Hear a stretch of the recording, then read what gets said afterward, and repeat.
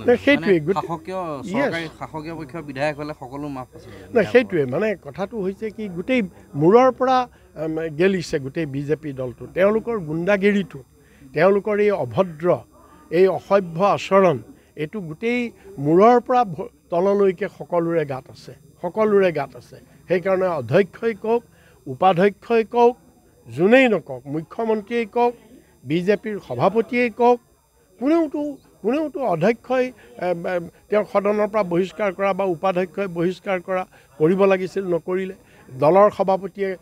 নিন্দা কৰিব লাগিছিলে গৰিহণা দিব লাগিছিল নিদিলে মুখ্যমন্ত্ৰীয়ে ব্যৱস্থা ল'ব লাগিছিল নকৰিলে গতিকে তলৰ পৰা মূৰলৈকে ওপৰলৈকে গোটেই বিজেপি দলটোৰেই এইটো হৈছে কালচাৰ এইটোৱে হৈছে তেওঁলোকৰ সংস্কৃতি গতিকে সেইকাৰণেই এই ঘটনাবিলাক হৈছে আমি ৰাইজক ইয়াৰ বিৰুদ্ধে ওলাই আহিবৰ বাবে আমি ৰাইজক আহ্বান জনাইছোঁ নহয় এইটো অতি লজ্জাজনক কথা বিজেপি দলৰ এইটো এটা পৰিচয় বিজেপি দলৰ ৰূপজ্যোতি কুৰ্মীৰ আচৰণটোৱেই হৈছে বিজেপি দলৰ পৰিচয় এই ৰূপজ্যোতি কুৰ্মী আচলতে কালি গোটেই আমাৰ দেশৰ গণতন্ত্ৰ আমাৰ সংবিধানত তেওঁ মানে এইটো অপমান কৰিছে লজ্জিত কৰিছে আৰু আমি অসমবাসী লজ্জিত হৈছোঁ কাৰণ গোটেই ভাৰতবৰ্ষৰ ভিতৰত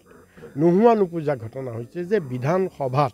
এগৰাকী বিধায়ক ৰাইজৰ প্ৰতিনিধি ৰাইজে তেওঁক নিৰ্বাচন কৰি দিয়ে ৰাইজৰ কাম কৰিবৰ কাৰণে ৰাইজৰ অভাৱ অভিযোগৰ কথা দাঙি ধৰোঁ কিন্তু তাকে নকৰি তেওঁ কালি এগৰাকী সতীৰ্থ বিধায়ক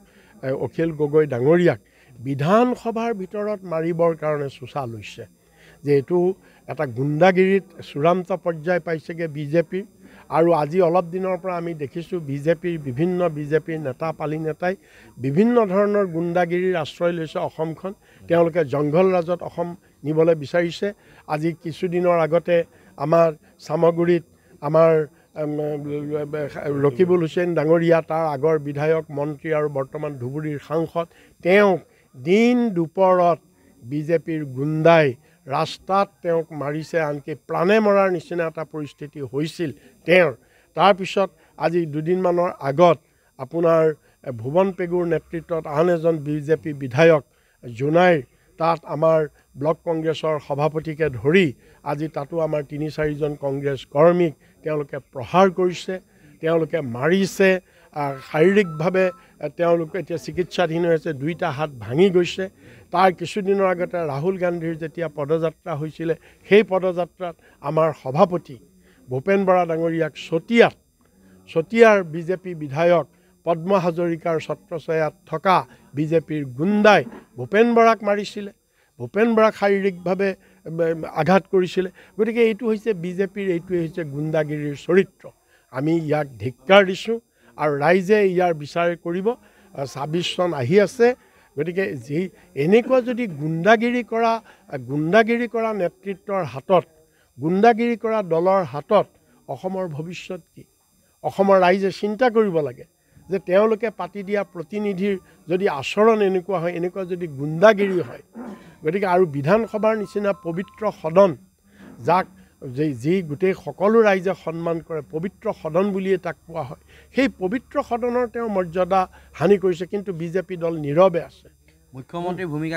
মুখ্যমন্ত্ৰীৰ ভূমিকা নীৰৱ বিজেপি দলৰ ভূমিকা নীৰৱ মুখ্যমন্ত্ৰীয়ে তেওঁৰ ওপৰত ব্যৱস্থা ল'ব লাগিছিলে বিজেপি দলে এই ঘটনাৰ নিন্দা কৰিব লাগিছিলে কিন্তু নকৰিলে গতিকে ইয়াৰ পৰাই বুজা যায় যে এই দলটোৰ মানসিকতা কি গতিকে আমি ধিক্কাৰ দিছোঁ আৰু মোৰ দৃঢ় বিশ্বাস অসমৰ ৰাইজে অসমক কেতিয়াও এই